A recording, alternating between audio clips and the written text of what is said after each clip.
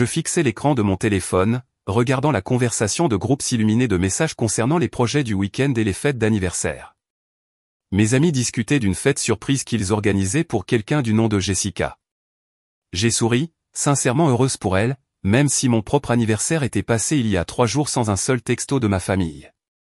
27 ans, et je ressentais toujours cette douleur familière chaque mois d'octobre quand mon anniversaire revenait. Chaque année, mes parents et ma sœur aînée, Véronica, trouvaient des raisons pour ne pas être disponibles. Conférences de travail, délais importants, urgences de dernière minute qui coïncidaient toujours avec le 15 octobre. Quand j'avais 12 ans, ils ont manqué mon anniversaire parce que Véronica avait un récital de danse. À 16 ans, mon père avait un voyage d'affaires urgent à Dallas. À 21 ans, ma mère a prétendu avoir une migraine et est restée au lit toute la journée pendant que Véronica faisait du shopping avec ses amis. Les excuses s'accumulaient comme des couches de sédiments, chacune pesant plus fort sur ma poitrine. Je travaillais comme architecte d'intérieur commercial à Portland, spécialisé dans les restaurants et les cafés. Le travail m'occupait et, au cours des 3 dernières années, je m'étais forgé une solide réputation dans l'industrie. Mon portfolio comprenait certains des établissements de restauration les plus en vogue du nord-ouest du Pacifique. Le revenu était bon, mieux que bon, en fait, et j'avais été prudente avec mes investissements. Mon appartement dans le Pearl District reflétait mon esthétique de design, lignes épurées, matériaux naturels, éclairage chaleureux qui donnait l'impression d'être chez moi. Mais il n'y avait que moi. Toujours que moi, surtout les jours qui auraient dû compter. Cette année avait été différente, cependant. J'avais décidé d'arrêter d'attendre que ma famille se souvienne, se soucie, se manifeste. Au lieu de cela, j'ai pris les choses en main. Je cherchais une propriété depuis des mois, quelque chose qui serait entièrement à moi, un endroit où je pourrais créer de nouveaux souvenirs sans le poids de la déception familiale. 3 semaines avant mon anniversaire, je l'ai trouvé. Un chalet au bord d'un lac dans les Cascade Mountains, à environ 2 heures de Portland. L'annonce montrait une charmante structure avec un bardage en cèdre, des baies vitrées donnant sur l'eau et un quai qui s'étendait sur le lac cristallin. La propriété se trouvait sur 2 acres de forêt de pins, entièrement privée, absolument parfaite. Le prix était élevé, mais j'avais épargné de manière agressive et fait des investissements judicieux. Les anciens propriétaires prenaient leur retraite et déménageaient en Arizona. Ils voulaient une vente rapide, et je voulais un sanctuaire. Nous avons conclu l'affaire en un temps record. Le 15 octobre, j'ai passé mon anniversaire à conduire jusqu'au chalet avec mes amis les plus proches, Brooke, qui travaillait comme kinésithérapeute, Daniel, un graphiste au rire contagieux, et Chiara, une pâtissière qui avait promis d'apporter suffisamment de desserts pour nourrir une armée. La journée avait été magique. Nous sommes arrivés vers midi, et le soleil d'automne peignait tout en nuances d'or et d'ambre. Brooke a apporté du champagne. Daniel a installé un système de haut-parleurs et a rempli le chalet de musique. Chiara a dévoilé un gâteau au chocolat à 3 étages qu'elle avait passé 2 jours à perfectionner. Nous avons passé des heures sur le quai, les pieds ballants dans l'eau fraîche, à parler de tout et de rien. Daniel nous a appris un jeu de cartes que sa grand-mère lui avait montré. Chiara a raconté des histoires sur ses rendez-vous désastreux du mois dernier. Brooke a démontré des poses de yoga qui nous ont tous fait éclater de rire. Au coucher du soleil, nous avons allumé un feu dans la cheminée en pierre à l'intérieur du chalet. La chaleur s'est propagée dans l'espace, et j'ai ressenti quelque chose que je n'avais pas vécu pour mon anniversaire depuis des années, contentement, bonheur pur et simple. Plus tard dans la soirée, alors que nous faisions griller des guimauves et que nous regardions les étoiles se multiplier dans le ciel noir, Brooke a levé son verre de champagne. À Addison, dit-elle, sa voix chaleureuse d'affection, la designer la plus talentueuse que je connaisse, la meilleure amie qu'on puisse demander, et maintenant propriétaire d'une propriété au bord du lac. Joyeux anniversaire. Nous avons trinqué, et j'ai senti les larmes me monter aux yeux. Ces personnes, qui n'avaient aucune obligation envers moi au-delà de l'amitié, s'étaient présentées. Ils avaient fait 2 heures de route, apporté des cadeaux et de la nourriture, et m'avaient donné leur temps et leur attention. Ils m'avaient fait me sentir valorisé. Le lendemain, après le départ de tout le monde, je suis resté seul au chalet. J'ai fait le tour de la propriété, j'ai planifié où je planterais des fleurs sauvages au printemps et j'ai imaginé de futurs week-ends remplis de paix et de possibilités. Avant de rentrer à Portland ce dimanche soir, j'ai pris plusieurs photos, le chalet baigné de lumière matinale, la vue depuis le quai, l'intérieur confortable avec ses poutres apparentes et sa cheminée en pierre. Je les ai postées sur Instagram avec une simple légende, meilleure fête d'anniversaire de tous les temps. Je ne m'attendais pas à ce qui s'est passé ensuite. Lundi matin est arrivé avec le rythme habituel des courriels de travail et des échéances de projet. J'étais dans mon bureau à domicile en train de revoir les rendus pour un nouveau restaurant de la ferme à la table dans le sud-est de Portland lorsque mon téléphone a commencé à vibrer sans cesse. Le premier message était de ma mère. Addison, nous devons parler. Appelle-moi immédiatement. Puis mon père, quelle est cette propriété que je vois sur ton Instagram? Nous devons en discuter en famille. Puis Véronica, ma sœur. Tu plaisantes? Tu as acheté un chalet sans nous le dire? J'ai regardé les messages, la confusion cédant la place à l'irritation. Il ne m'avait pas souhaité un joyeux anniversaire. Il n'avait ni appelé ni envoyé de SMS le 15 octobre. Mais maintenant, 3 jours plus tard, il faisait exploser mon téléphone parce que j'avais posté des photos de mon chalet. J'ai ignoré les messages et j'ai essayé de me concentrer sur le travail. Mon client voulait incorporer plus d'éléments naturels dans la conception du restaurant, et j'ébauchais des idées pour une installation de mur végétal lorsque ma sonnette a retenti. À travers le Judas, j'ai vu les 3 debout sur mon seuil. Ma mère, Patricia, portait sa tenue de designer typique, ses cheveux méchés parfaitement coiffés. Mon père, Gérald, se tenait les bras croisés, son expression sévère. Véronica s'appuyait contre le cadre de la porte, faisant défiler son téléphone avec un air d'ennui maîtrisé. J'ai envisagé de ne pas répondre. J'ai envisagé de faire semblant de ne pas être à la maison, mais la curiosité a gagné. J'ai ouvert la porte. « Qu'est-ce que vous faites ici ?» ai-je demandé, sans bouger pour les laisser entrer. « Nous devons parler de ce chalet », a dit mon père, sa voix portant ce ton autoritaire qu'il utilisait dans les négociations commerciales. Il était propriétaire d'une entreprise d'import-export prospère et parlait à tout le monde comme s'il s'agissait de subordonnés. « Quoi à ce sujet ?» J'ai gardé ma main sur la porte, prête à la fermer si nécessaire. « Laisse-nous entrer, Addison, a dit ma mère. Ce n'est pas une conversation pour le couloir. Contre mon meilleur jugement, je me suis écarté. Ils sont entrés dans mon appartement, et j'ai remarqué comment ils regardaient autour d'eux avec un jugement à peine dissimulé. Ma mère a redressé un coussin décoratif. Véronica a plissé le nez devant ma collection d'affiches de voyage vintage. Mon père est allé directement dans mon salon et s'est assis comme s'il était chez lui. « Quand avais-tu l'intention de nous parler de cet achat ?» a-t-il commencé. « Je n'avais pas l'intention de vous le dire du tout, » ai-je dit sèchement. « C'est ma propriété. Je l'ai achetée avec mon propre argent. Cela n'a rien à voir avec aucun d'entre vous. » Véronica a levé les yeux de son téléphone. « En fait, cela a tout à voir avec nous. Ce chalet devrait être une propriété familiale. » J'ai ri, le son aigu et amer. Propriété familiale? C'est fort de la part de personnes qui n'ont pas pris la peine de reconnaître mon existence depuis 1 an. Ne sois pas dramatique, a dit ma mère en s'installant sur mon canapé. Nous avons été occupés. Tu sais à quel point les choses deviennent agitées. Trop occupé pour envoyer un texto pour mon anniversaire? J'ai croisé les bras. J'ai posté ces photos 4 jours après mon anniversaire. Aucun de vous ne s'en est souvenu. Ton anniversaire? Mon père a fait un geste de la main dédaigneux. Tu as 27 ans, Addison. Les anniversaires sont pour les enfants.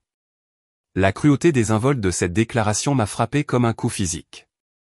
J'en avais entendu des variations toute ma vie, mais cela n'a jamais cessé de blesser. Pourquoi êtes-vous vraiment ici? Ai-je demandé, ma voix froide. Mon père s'est penché en avant, les coudes sur les genoux. Ce chalet représente un actif important. Les propriétés dans les cascades sont précieuses, surtout les propriétés au bord d'un lac.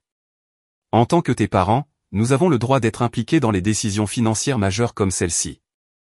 Un droit, ai-je répété lentement. Vous avez le droit d'être impliqué dans la façon dont je dépense mon propre argent? Nous sommes une famille, a interrompu ma mère. La famille partage les choses. Ce chalet pourrait être un merveilleux lieu de vacances pour nous tous. Les enfants de Véronica adoreraient ça.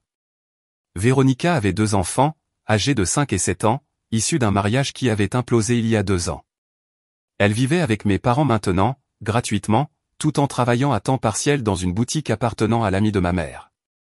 Vous voulez que je partage mon chalet avec vous, ai-je dit, travaillant à garder ma voix égale. La famille qui a oublié mon anniversaire veut avoir accès à la propriété que j'ai achetée pour célébrer mon anniversaire seul parce qu'aucun de vous ne s'est soucié de se présenter. Il n'y a pas besoin de ce ton, a dit mon père sèchement. Nous sommes ici maintenant, n'est-ce pas? Nous nous intéressons. Parce que vous avez vu quelque chose que vous voulez, ai-je rétorqué. Vous ne vous intéressez pas à moi. Vous vous intéressez à ce que j'ai. C'est exactement pourquoi nous ne venons pas plus souvent, a marmonné Véronica, faisant toujours défiler son téléphone. Tu dois toujours tout ramener à toi et à tes sentiments. L'audace de cette déclaration m'a laissé momentanément sans voix.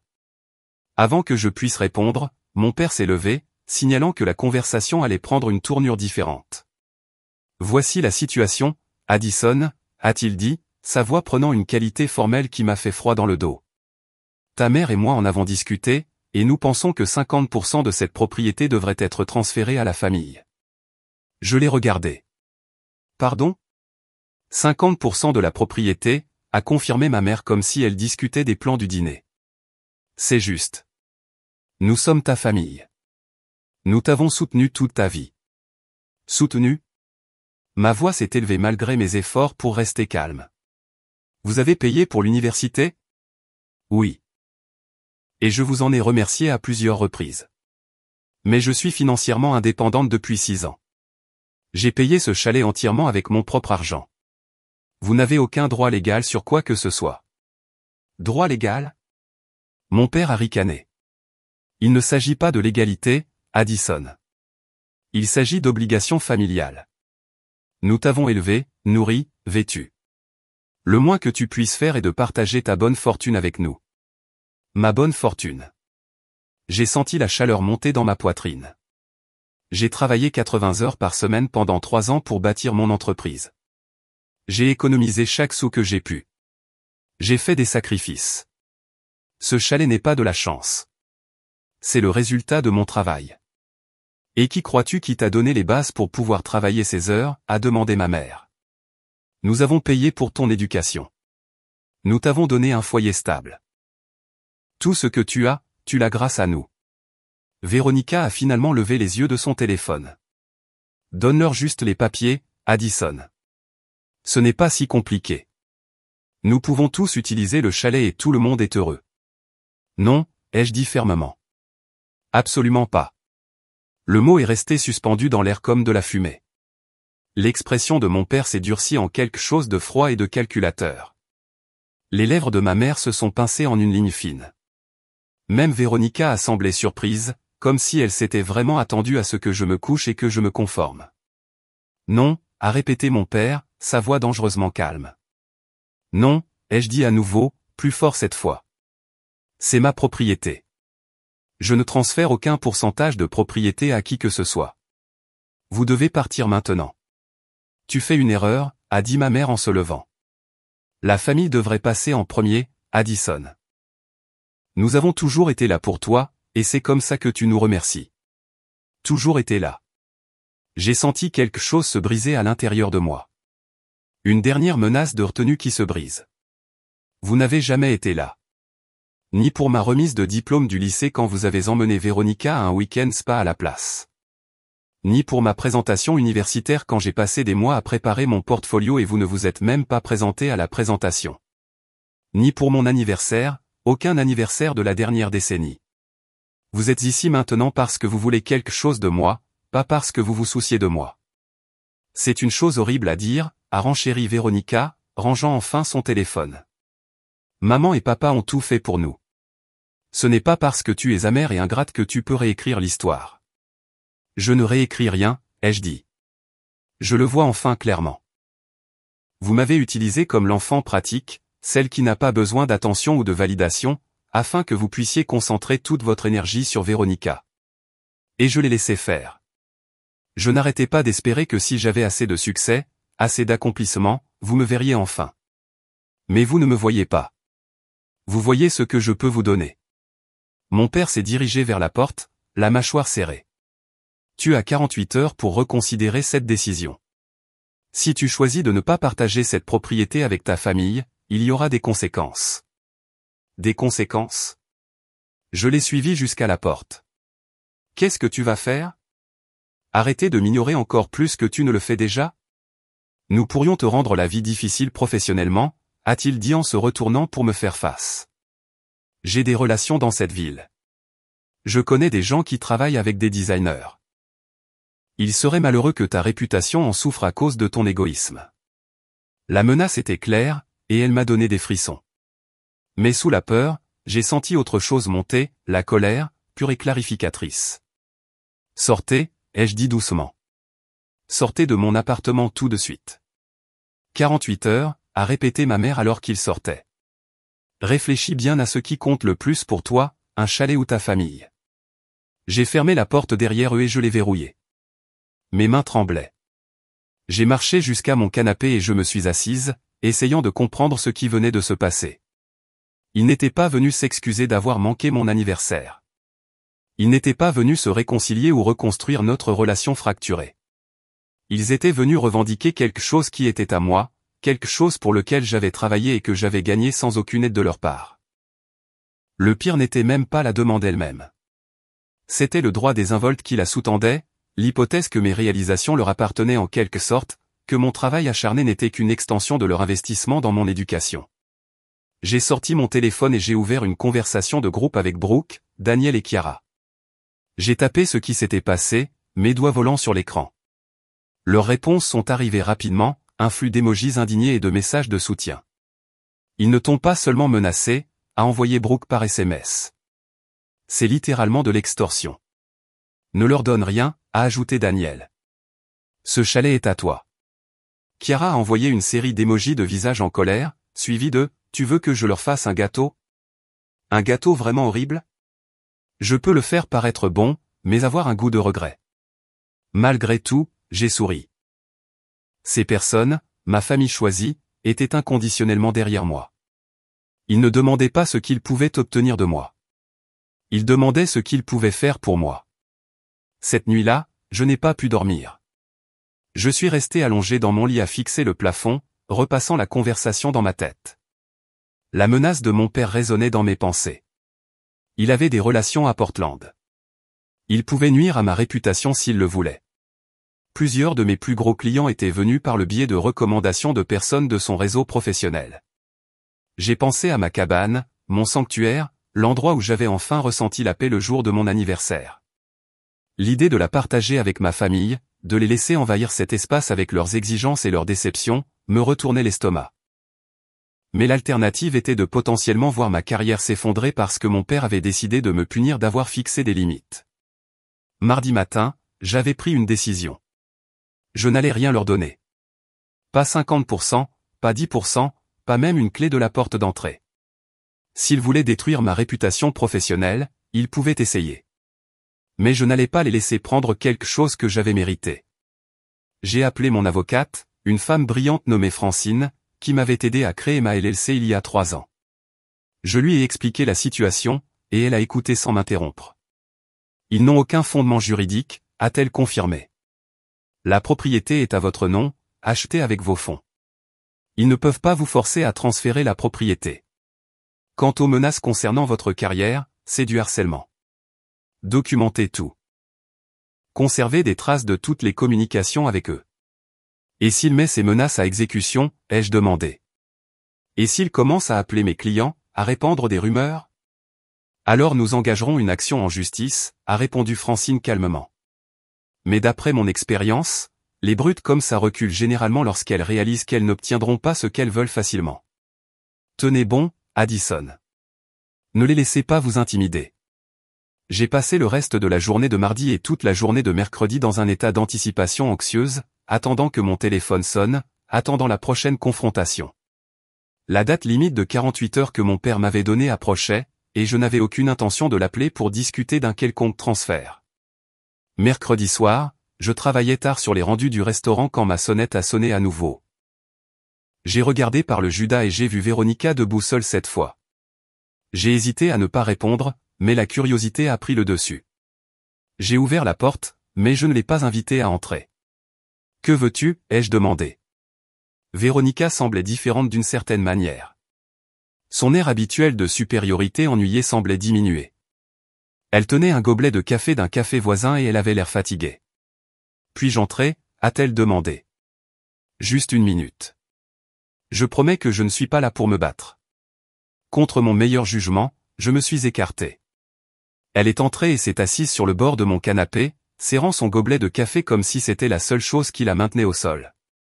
Maman et papa sont furieux, a-t-elle dit sans préambule. Ils s'attendaient vraiment à ce que tu cèdes. Et tu es ici pour me convaincre de changer d'avis. Je suis resté debout, gardant une distance entre nous. En fait, non, a dit Véronica, en regardant son gobelet. Je suis ici pour te dire quelque chose que j'aurais probablement dû dire il y a des années. Elle a fait une pause, semblant rassembler son courage. Je suis désolé. J'ai attendu, ne faisant pas confiance à ce changement soudain. J'ai réfléchi à ce que tu as dit, a-t-elle poursuivi, sur la façon dont ils se sont toujours concentrés sur moi. Tu as raison. Ils l'ont fait. Et je l'ai laissé faire. Je l'ai même encouragé parce que c'était plus facile que de gérer mes propres problèmes. Pourquoi me dis-tu ça maintenant, ai-je demandé. Parce que je les ai entendus parler hier soir, a dit Véronica. Ils ne se contentent pas de rendre les choses difficiles pour toi professionnellement. Ils envisagent de contester l'achat de la propriété elle-même. Mon estomac s'est noué. Sur quelle base? Ils affirment que tu as utilisé l'argent de la famille pour la compte. Papa dit qu'il t'a accordé un prêt il y a 3 ans que tu n'as jamais remboursé et que cet argent a servi à ton entreprise, puis finalement à l'achat de la cabane.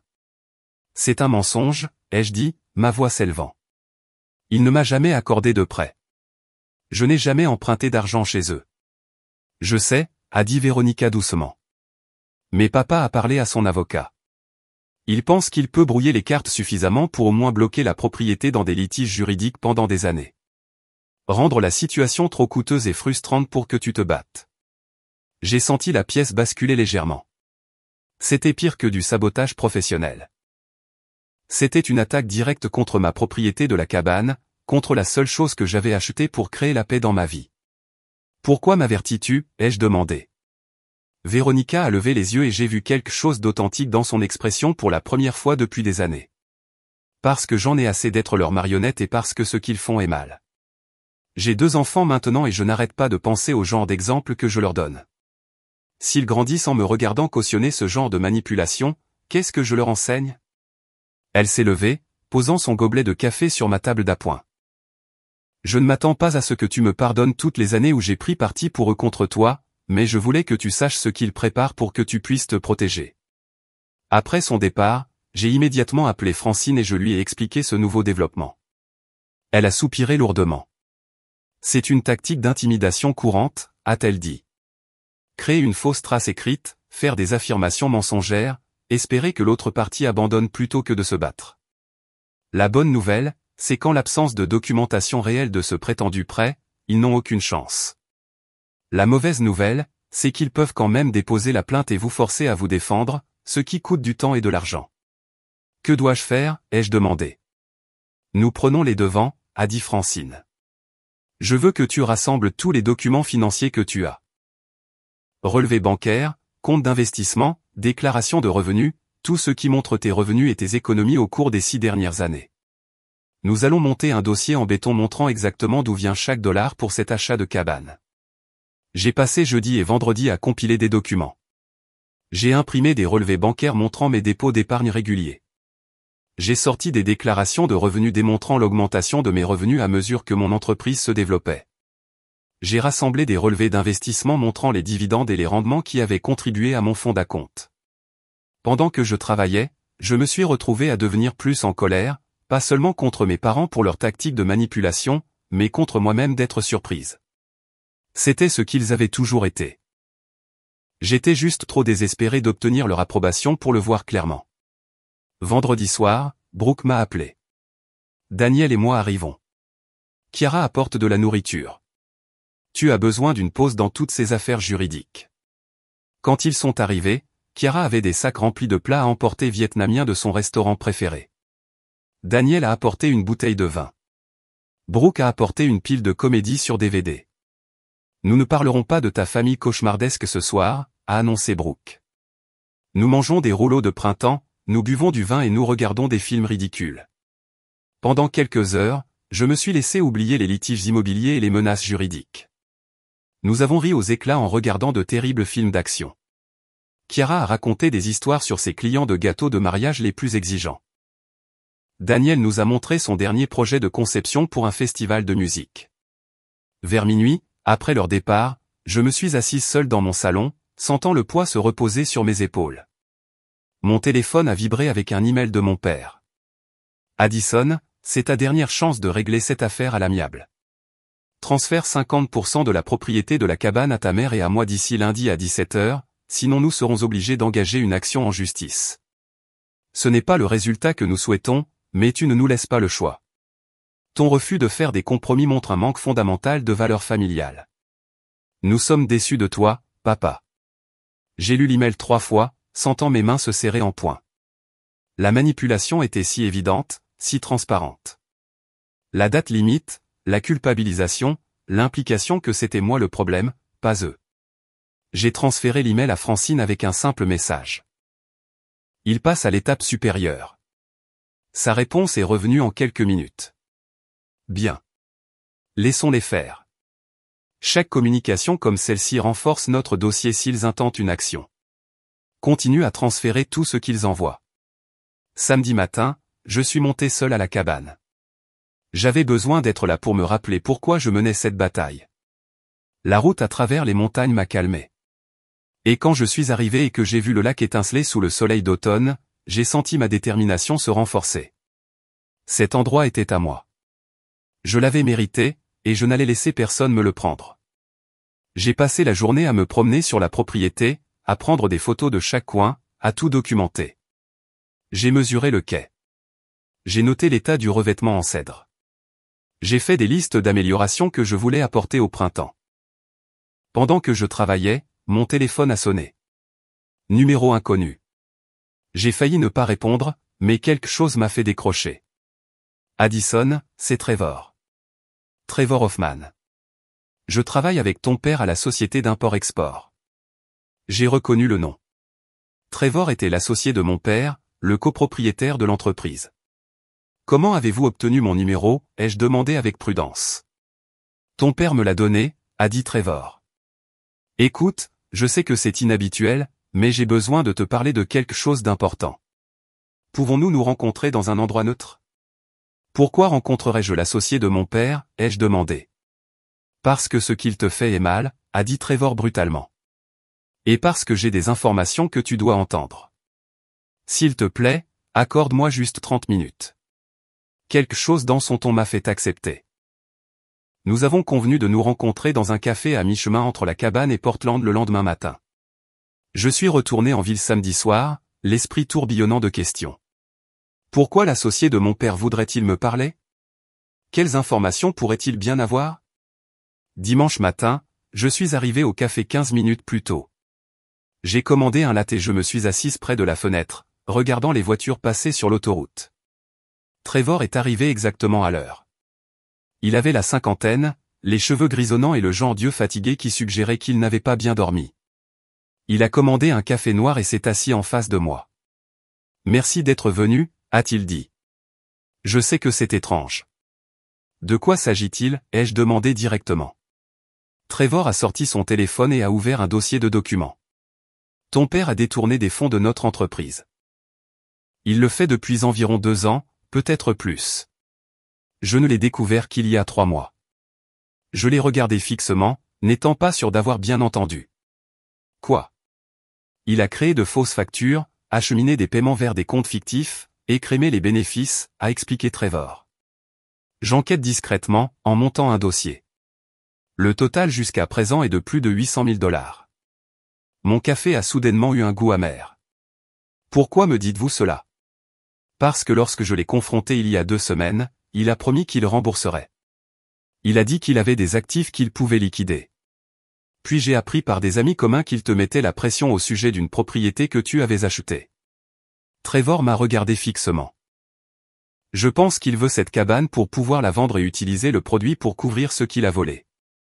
Les pièces du puzzle se sont mises en place avec une clarté écœurante, l'intérêt soudain pour ma propriété, les demandes agressives de 50% de la propriété, les menaces et la manipulation. Ce n'était pas du tout une question de famille. Il s'agissait du désespoir de mon père de couvrir ses crimes. Ma mère est-elle au courant, ai-je demandé. Je ne sais pas, a admis Trevor. Mais je soupçonne qu'elle sait que quelque chose ne va pas. Ton père a été stressé, irascible.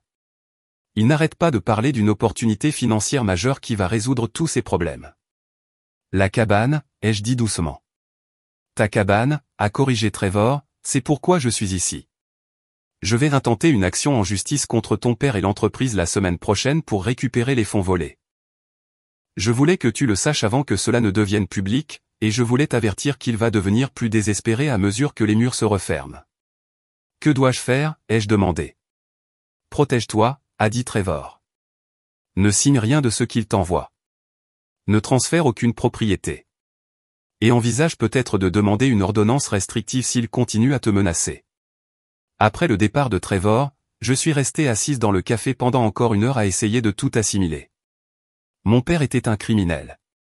Il avait volé son propre associé et essayait maintenant de me voler pour se couvrir.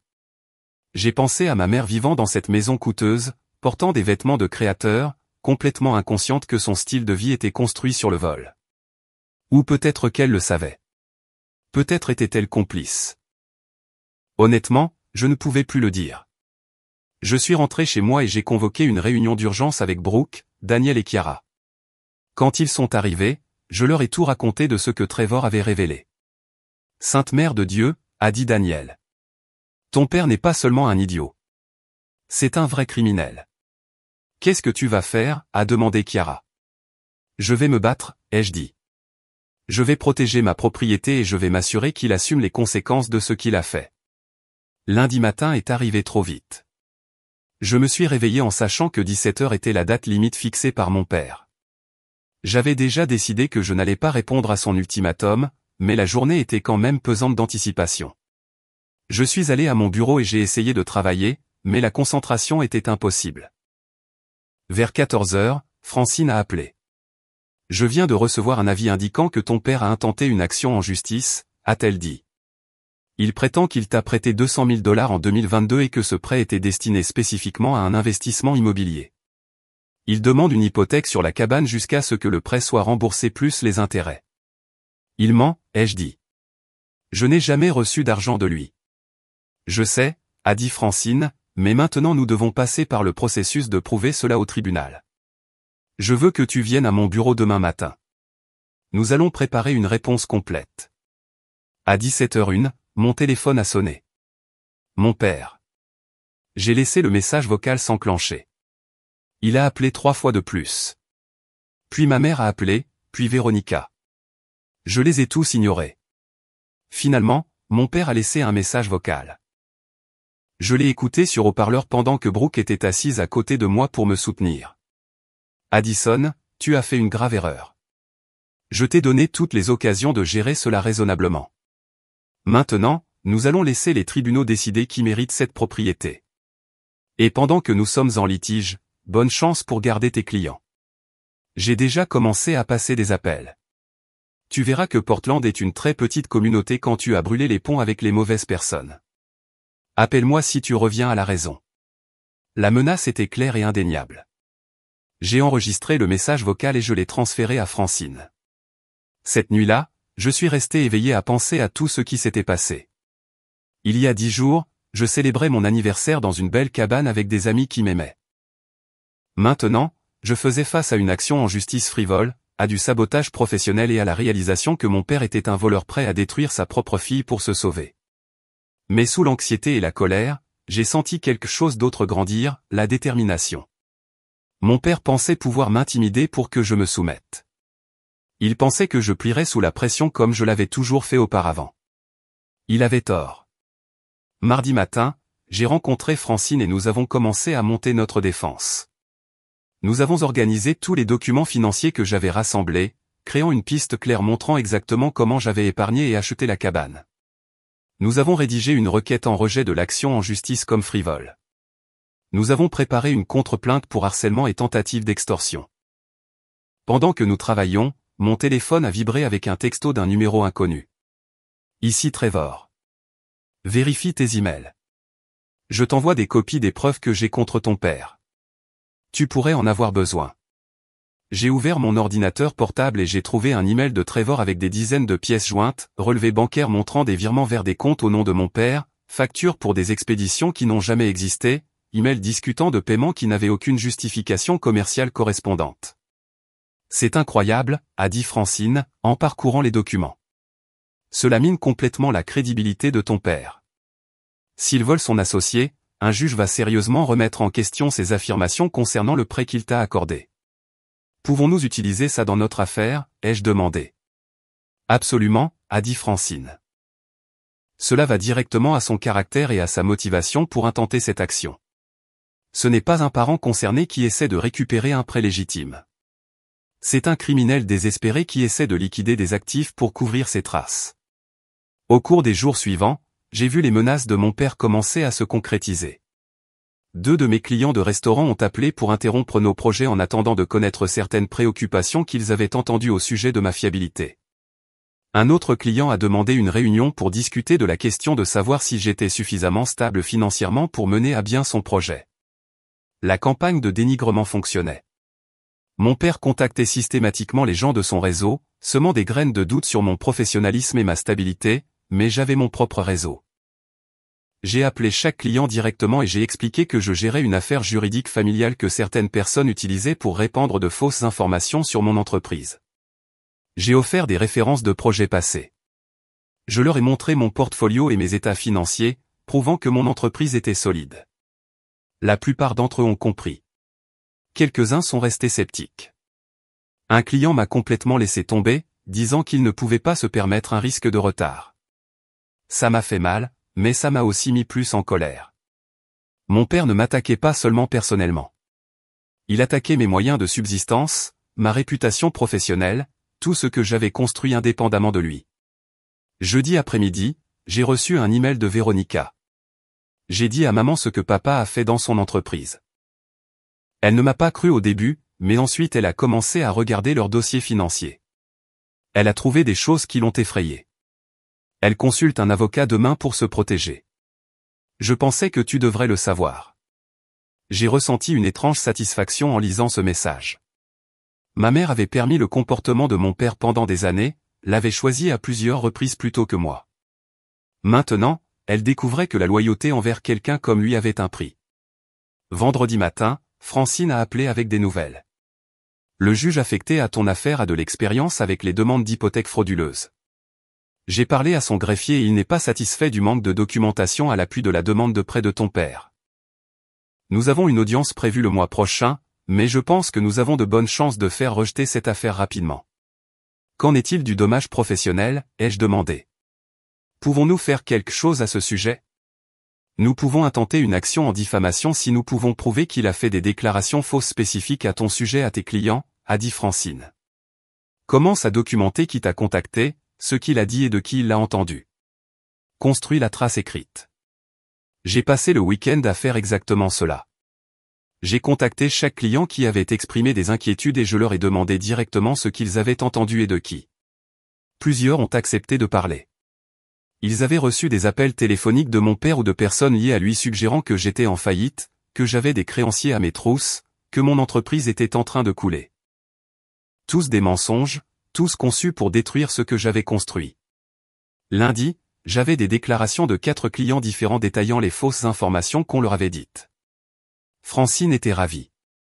C'est de la diffamation pure et simple, a-t-elle dit. Il a fait de fausses déclarations. Il savait qu'elles étaient fausses et il les a faites avec l'intention de nuire à ton entreprise. Nous ajoutons ceci à notre contre-plainte. Ce soir-là, j'ai rencontré Brooke, Daniel et Chiara dans un restaurant de barbecue coréen. Nous ne nous étions pas réunis depuis le début de la bataille juridique, et j'avais besoin de voir des visages amicaux. Comment vas-tu? Brooke demanda, après que nous ayons passé commande, je suis épuisé. J'ai admis, mais je suis aussi plus en colère que je ne l'ai jamais été de ma vie, et cette colère me maintient à flot. Bien, dit Daniel. Tu as raison d'être en colère. Ce qu'ils font est ignoble. Chiara tendit la main par-dessus la table et serra la mienne. Tu vas gagner. Tu as la vérité de ton côté. Je n'arrête pas de penser à toutes ces années que j'ai passées à essayer de leur plaire, dis-je. Tous les anniversaires que j'ai passés à espérer qu'ils s'en souviendraient, toutes les réalisations que j'ai accomplies en pensant que peut-être cette fois, ils s'en soucieraient. J'ai gaspillé tellement de temps. Tu n'as rien gaspillé, dit Brooke fermement. Tu as bâti une carrière incroyable. Tu t'es fait de vrais amis. Tu as acheté une cabane au bord d'un lac. Ce n'est pas rien, tout ça. C'est tout, ajouta Daniel. Et tes parents n'ont pas le droit de s'en attribuer le mérite. La nourriture arriva, et nous passâmes l'heure suivante à faire cuire de la viande sur le grill de table, à rire des blagues terribles de Daniel, à écouter la dernière catastrophe amoureuse de Chiara. Pendant un petit moment, j'oubliais les procès et la trahison familiale. En rentrant à mon appartement ce soir-là, je sentis quelque chose changer en moi. J'avais passé 27 ans à rechercher l'approbation de personnes qui n'allaient jamais me la donner. Je m'étais façonné autour de leur absence, de leur déception, de leur cruauté gratuite. Mais je n'avais pas besoin de leur approbation. J'avais construit une vie sans eux, et c'était une bonne vie. J'avais des amis qui étaient présents. J'avais une carrière dont j'étais fier. J'avais une cabane au bord d'un lac où je pouvais trouver la paix. Ils voulaient me prendre ça, mais ils ne le pouvaient pas, parce que tout ce qu'ils avaient, c'était des mensonges et de la manipulation, et moi, j'avais la vérité. Le lendemain matin, je me suis réveillé avec une clarté que je n'avais pas ressentie depuis des semaines. Je savais exactement ce que je devais faire. J'ai appelé Francine.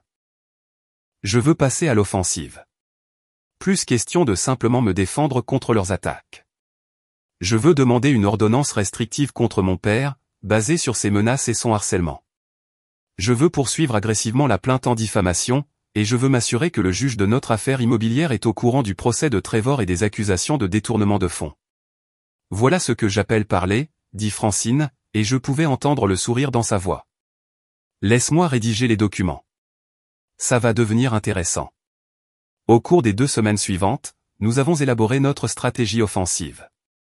Nous avons demandé une ordonnance restrictive temporaire, étayée par le message vocal menaçant de mon père et le harcèlement documenté de mes clients. Nous avons soumis une requête au juge chargé de l'affaire immobilière, lui demandant de tenir compte de la crédibilité de mon père à la lumière des allégations de détournement de fonds. Nous avons préparé une plainte en diffamation complète avec des dommages spécifiques liés à la perte de revenus des clients. Mon père pensait qu'il pourrait m'écraser avec des menaces juridiques et un sabotage professionnel. Il avait sous-estimé à quel point j'étais devenue forte au cours des années que j'avais passées à construire une vie sans lui. Il était sur le point d'apprendre le prix de cette erreur. L'audience sur l'ordonnance restrictive eut lieu par un matin froid de fin novembre. J'étais assise dans la salle d'audience à côté de Francine, regardant mon père entrer avec son avocat. Il avait l'air plus âgé que je ne me souvenais, son visage tiré et pâle. Quand ses yeux croisèrent les miens, je ne détournai pas le regard. La juge, une femme d'une 60aine d'années avec des yeux perçants et aucune patience pour les bêtises, examina les preuves. Elle écouta le message vocal menaçant. Elle lut la documentation concernant mon père contactant mes clients avec de fausses informations. Elle examina le calendrier des événements. Monsieur Gérald, dit-elle, utilisant son prénom avec une formalité délibérée, vous êtes accusé de harceler votre fille et d'interférer avec ses relations commerciales. Qu'avez-vous à dire à ces allégations? L'avocat de mon père se leva. Votre honneur, il s'agit d'un différend familial qui a été amplifié à l'excès. Mon client essaie simplement de récupérer un prêt légitime. Toute communication avec des tiers a été faite de bonne foi. Bonne foi. Les sourcils de la juge se levèrent. Dire à plusieurs chefs d'entreprise que sa fille est en faillite et qu'elle fait face à des créanciers alors que rien de tout cela n'est vrai. C'est de bonne foi. Nous contestons que ces déclarations aient été faites, dit l'avocat faiblement. J'ai des affidavits de 4 personnes différentes détaillant exactement ce qui leur a été dit, répondit la juge. Elle regarda mon père directement. Monsieur Gérald, j'accorde une ordonnance restrictive temporaire. Vous ne devez avoir aucun contact avec votre fille, directement ou indirectement. Vous ne devez pas contacter ses clients, ses amis ou toute autre personne dans son réseau professionnel ou personnel. Toute violation entraînera des accusations de comptant immédiates. Comprenez-vous? La mâchoire de mon père se serra, mais il acquiesça. Oui, votre honneur. En sortant de la salle d'audience, je ressentis le premier véritable sentiment de victoire. Mon père ne pouvait plus se cacher derrière le prétexte d'une préoccupation familiale. Un juge avait officiellement reconnu son comportement comme du harcèlement. Mais l'affaire immobilière était toujours en suspens, et c'était la vraie bataille. 2 semaines plus tard, le procès de Trevor contre mon père devint public. le journal économique local publia un article sur les allégations de détournement de fonds, détaillant les centaines de milliers de dollars qui avaient été détournés de la société d'import-export. La réputation de mon père dans la communauté des affaires de Portland, soigneusement construite pendant des décennies, commença à s'effondrer. Ma mère demanda la séparation et quitta la maison familiale. Selon Véronica, qui me tenait au courant malgré tout, elle avait découvert que mon père avait contracté une deuxième hypothèque sur leur maison sans lui en parler, utilisant l'argent pour couvrir ses fonds manquants au travail. Le tissu de mensonges se dénouait, et tout le monde pouvait le voir. Début décembre, nous avons eu l'audience pour la demande immobilière de mon père. Le juge était un homme sévère d'une 60aine d'années qui avait lu tous les documents soumis avant le début de l'audience. L'avocat de mon père tenta de faire valoir que le prêt avait été informel, un arrangement familial sans documentation officielle. Mais lorsque le juge demanda des preuves du transfert d'argent, des relevés bancaires montrant 200 000 dollars passant des comptes de mon père aux miens, il n'y avait rien. Donc, vous demandez à ce tribunal de croire que vous avez prêté 200 000 dollars à votre fille et que vous n'avez conservé aucun registre de la transaction, demanda le juge. Pas de transfert bancaire, pas de chèque, pas d'accord écrit. C'était une affaire de famille, dit l'avocat de mon père. Ces arrangements sont souvent informels. Pas lorsqu'ils impliquent des sommes à 6 chiffres, répondit le juge sèchement. Il se tourna vers Francine. La défendresse a-t-elle des preuves pour contrer cette affirmation? Francine se leva et présenta notre classeur de documents financiers. Votre honneur, nous avons 6 années de relevés bancaires, de relevés d'investissement et de déclarations fiscales montrant exactement comment mademoiselle Addison a économisé et investi l'argent pour l'achat de sa propriété. Chaque dollar est justifié. Il n'y a pas d'afflux mystérieux de fonds, pas de dépôts inexpliqués, rien qui indiquerait un prêt de quelque nature que ce soit. Le juge examina les documents pendant plusieurs minutes tandis que la salle d'audience restait silencieuse. Finalement, il leva les yeux. C'est l'une des demandes les plus frivoles que j'ai vues de mémoire récente, dit-il. Le demandeur n'a fourni aucune preuve d'un prêt. La défendresse a fourni des preuves substantielles d'épargne et d'investissement indépendants. De plus, je note que le demandeur fait actuellement face à de graves allégations de détournement de fonds de sa propre entreprise. Ce tribunal conclut que la demande de prêt est sans fondement et semble être une tentative de saisir des biens pour couvrir les difficultés financières résultant de la propre inconduite présumée du demandeur. Il frappa son maillet. L'affaire est rejetée avec préjudice. De plus, j'ordonne au demandeur de payer les frais juridiques de la défendresse. Cette affaire n'aurait jamais dû être déposée. Le visage de mon père devint rouge, puis blanc. Son avocat essaya de dire quelque chose, mais le juge passait déjà à l'affaire suivante. À l'extérieur de la salle d'audience, Francine me serra dans ses bras. C'est une victoire aussi décisive que possible. La propriété est à vous, libre et quitte, et il doit payer vos frais juridiques. J'aurais dû me sentir triomphante. Au lieu de cela, je me sentais juste fatigué. Qu'en est-il de l'affaire de diffamation? Nous poursuivons cela séparément, dit Francine. Mais après aujourd'hui, je pense que son avocat va lui recommander de conclure un accord plutôt que de faire face à une autre défaite publique devant le tribunal. Noël est venu et reparti sans aucun contact de ma famille. J'ai passé les vacances à la cabane avec Brooke, Daniel et Chiara. Nous avons cuisiné un dîner énorme, joué à des jeux de société au coin du feu et fait de longues promenades dans la forêt enneigée. La veille de Noël, Daniel proposa un toast. À Addison, qui a tenu tête au brut et a gagné. Je n'ai pas encore gagné, dis-je. L'affaire de diffamation est toujours en suspens. Tu as déjà gagné la partie importante, dit Brooke. Tu as protégé ce qui était à toi. Tu ne les as pas laissés t'intimider au point d'abandonner. Elle avait raison. Que l'affaire de diffamation aboutisse ou non, j'avais déjà réalisé ce qui comptait le plus. Ma cabane était à moi. Mon entreprise se redressait. Et je m'étais prouvé que j'étais assez forte pour me défendre. En janvier, l'avocat de mon père contacta Francine au sujet d'un règlement à l'amiable de l'affaire de diffamation. Ils offrirent 50 000 dollars pour que cela disparaisse discrètement. Qu'en penses-tu, me demanda Francine. J'y ai pensé longtemps. 50 000 dollars couvriraient tous mes frais juridiques et plus encore. Cela me permettrait de clore ce chapitre et d'aller de l'avant. Mais cela me donnait aussi l'impression de le laisser s'en tirer à bon compte. Que se passerait-il si nous allions au procès, demandai-je. Nous gagnerions probablement, dit Francine. Les preuves sont solides, mais cela prendrait des mois, peut-être un an, et les procès sont coûteux et émotionnellement épuisants. Contre-offre avec 75 000 $, dis-je, et je veux des excuses écrites que je puisse partager avec chaque client qui l'a contacté. Francine sourit. Maintenant, tu penses comme quelqu'un qui connaît sa valeur. Ils acceptèrent 70 000 $ et les excuses écrites. La lettre que l'avocat de mon père rédigea était clinique et impersonnelle, mais elle reconnaissait que de fausses déclarations avaient été faites au sujet de mon entreprise et présentait ses excuses pour tout dommage causé à ma réputation professionnelle. J'ai envoyé des copies à chaque client qui l'avait contacté. La plupart ont répondu par des messages de soutien. 2 clients qui m'avaient abandonné me contactèrent pour travailler à nouveau ensemble. Mon entreprise non seulement se redressa, mais devint plus forte. L'histoire de la façon dont je m'étais défendu contre la manipulation familiale se répandit dans la communauté du design de Portland. D'autres designers qui avaient été confrontés à des situations similaires me contactèrent, partageant leurs propres histoires. Je suis devenu connu non seulement pour mes conceptions de restaurants, mais aussi pour mon intégrité et mon refus de me laisser malmener. Au printemps, j'avais plus de travail que je ne pouvais en gérer seul. J'ai embauché une assistante, une jeune diplômée de l'école de design nommée Jasmine, qui me rappelait moi-même à cet âge, avide, talentueuse et déterminée à faire ses preuves. Un après-midi chaud d'avril, je suis monté à la cabane pour commencer les travaux d'aménagement paysager que j'avais prévus. Alors que je plantais des graines de fleurs sauvages le long du sentier menant au quai, mon téléphone sonna. Véronica. J'ai failli ne pas répondre, mais la curiosité l'emporta. Et, dit-elle quand j'ai décroché. Je sais que nous n'avons pas beaucoup parlé depuis que tout s'est passé. Je voulais juste que tu saches que le divorce est final. Maman a eu la maison.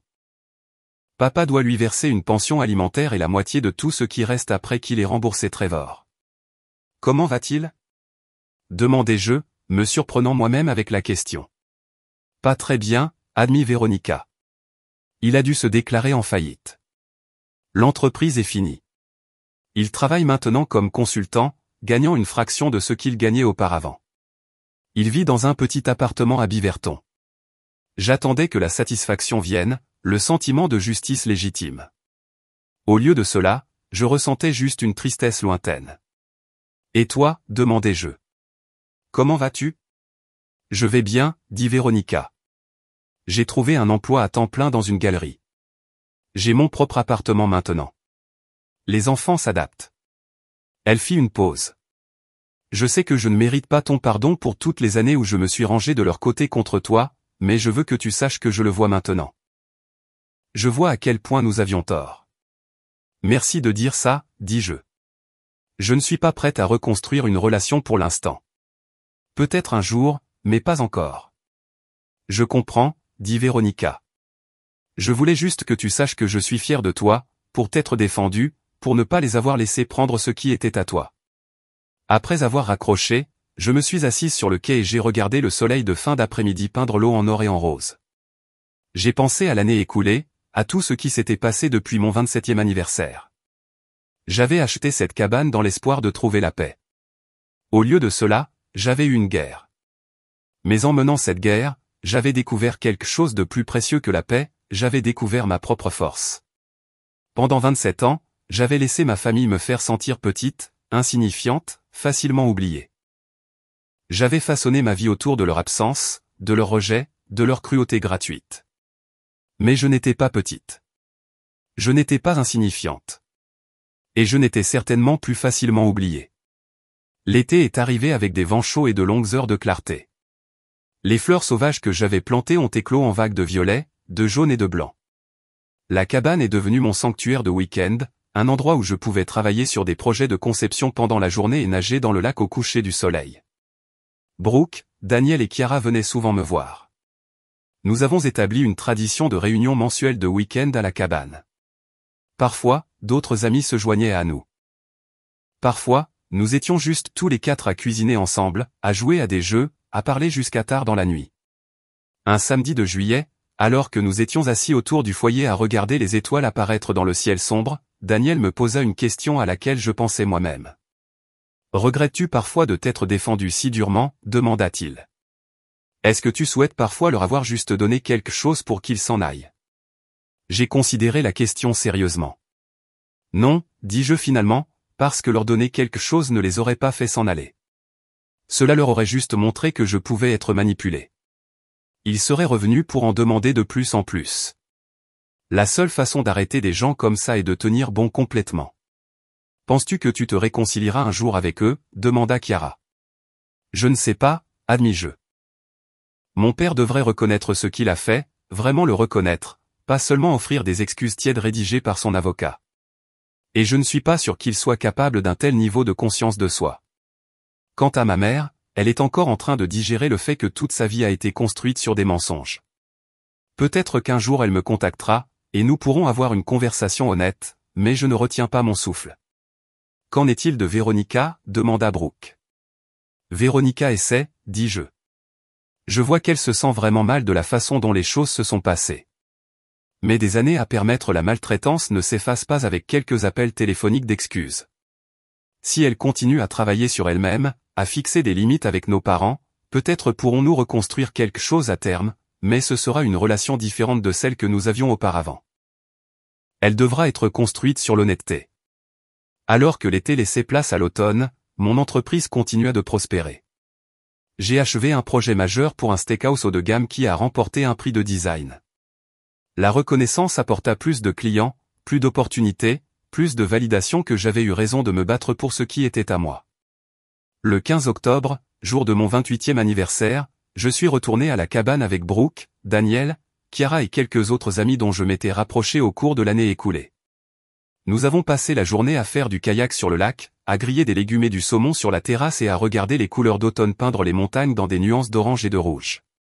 Au coucher du soleil, Brooke leva son verre. À Addison, 28 ans, propriétaire de cabane, designer primé et dur à cuire certifié qui ne se laisse pas marcher sur les pieds par personne. Tout le monde rit et trinqua. Je sentis des larmes me piquer les yeux, mais cette fois, c'étaient des larmes de joie.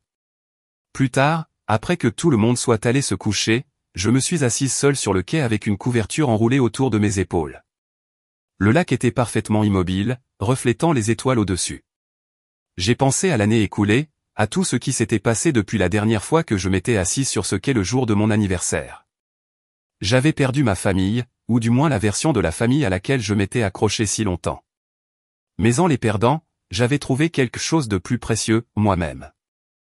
J'avais découvert que j'étais assez forte pour me défendre en cas d'attaque, que j'étais assez courageuse pour rester seule quand c'était nécessaire, que j'étais digne d'amour et de respect, non pas à cause de ce que je pouvais donner aux autres, mais à cause de qui j'étais.